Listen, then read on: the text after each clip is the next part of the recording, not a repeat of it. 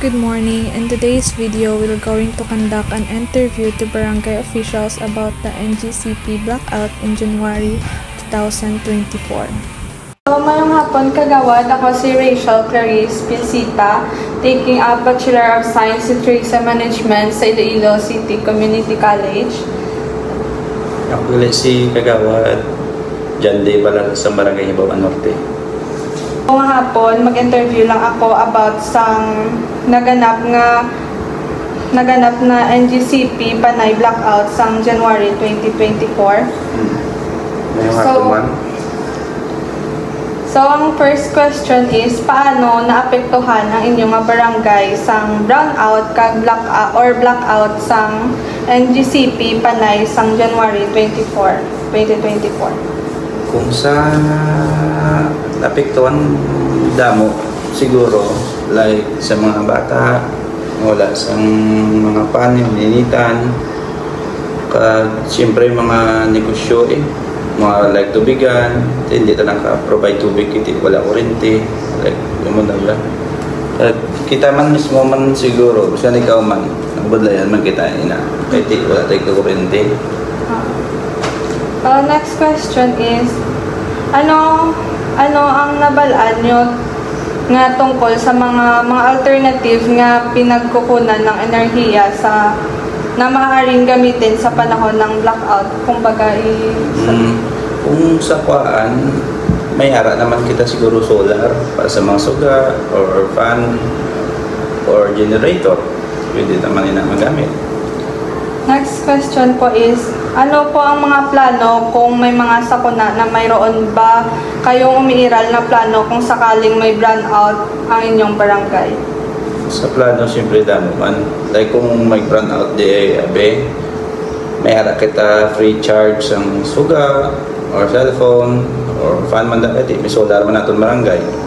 Provide man ta generator, may ara ta generator sa mga tulayo na bala na sample like hindi makakatudre or something na pili ta ka-provide.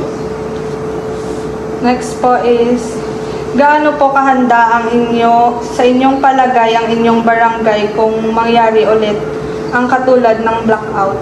Mga 100% man siguro. Kaya may talaga solar, kasi may naman ta generator, hindi man ta magkakulba. Makatula sila sa barangay, ma-charge sila sa cellphone, kung ano dahil kalanlan, pwede kita ka-provide.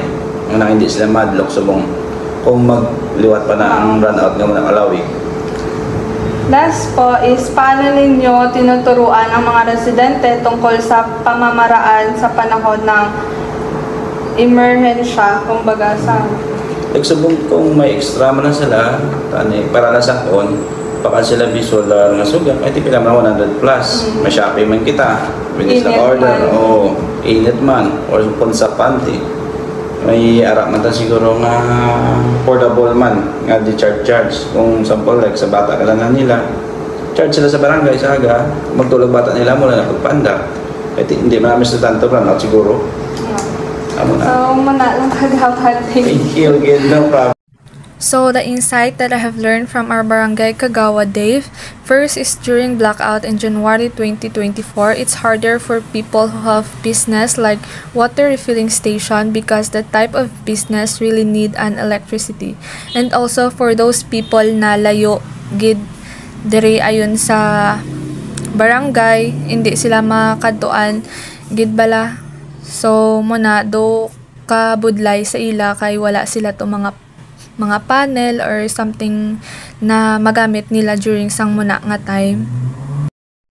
So, the solution for this issue according to Kagawad Dave is the resident need to invest in solar power or generator, but if they can't really afford, the barangay is open for free charging of phones, flashlight, and etc. during this issue.